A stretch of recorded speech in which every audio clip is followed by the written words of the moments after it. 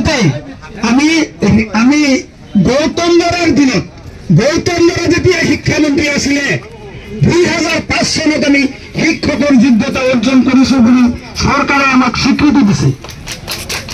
গতিকে কোনো প্ৰয়োজন নাই।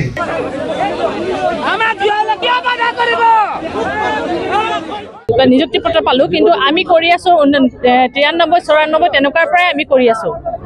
গতিকে আমাক কিহৰ কাৰণে আমাক টেট লাগে? আমি পাছ কৰাত আমি পঢ়োৱা ল'ৰা ছোৱালীয়ে তেওঁলোকে টেট পাছ কৰিছে, তেওঁলোকৰ কাৰণে হেৰি কৰা এইটো যোগ্য হয়, কিন্তু আমাৰ কাৰণে কিহৰ টেট লাগে? আমি DLED কৰিলো তেওঁলোকে কোৱা অনুসৰি। DLED কৰাৰ পিছত আমাকতো টেটৰ কোনো দৰকাৰ নাই নহয়, কাৰণ আমাৰ 25-30 বছৰ হৈ গৈছে চাকৰি কৰা।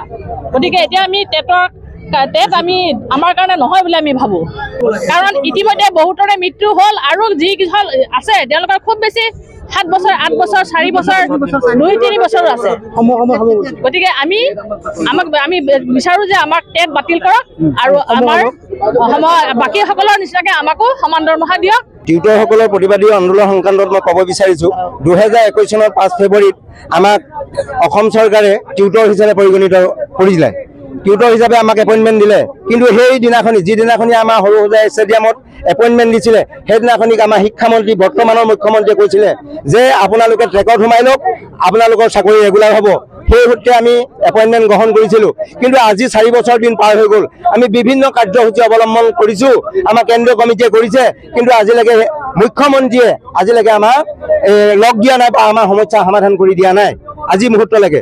আৰু 2017 চনৰ যিটো আইন, সেই 17 চনৰ আইনে এটা কাম কৰি থৈছে।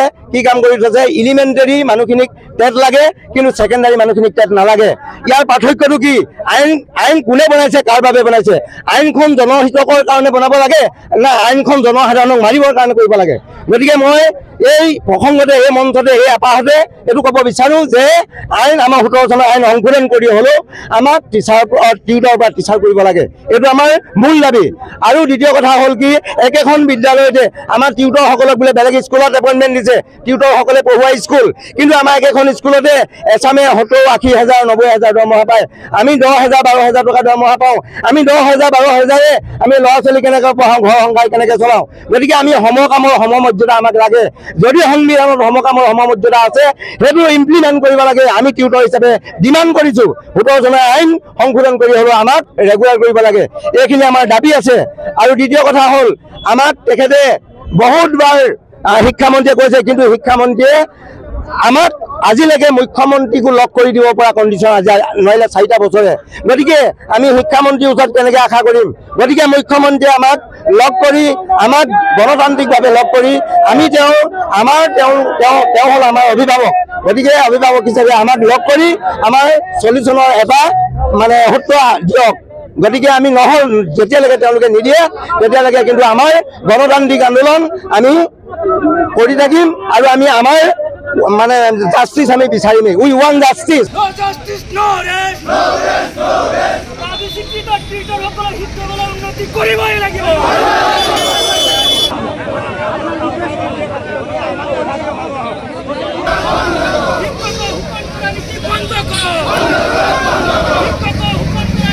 টেট কৰা আমাৰ কোনো প্ৰয়োজন নাই, সেইটো চৰকাৰৰ ভাইলেটি। আমাক ৰেগুলাৰ কৰিব লাগে। আমাৰ ল'ৰা ছোৱালী আছে, আমাৰ ফেমিলি আছে, আমি 12,000 টকাৰে আমি সেইটো চলাব নোৱাৰিম। নহয় আমাক চাকৰি কেঞ্চেল কৰি দিয়ক, নহয় আমাক ৰেগুলাৰ কৰক।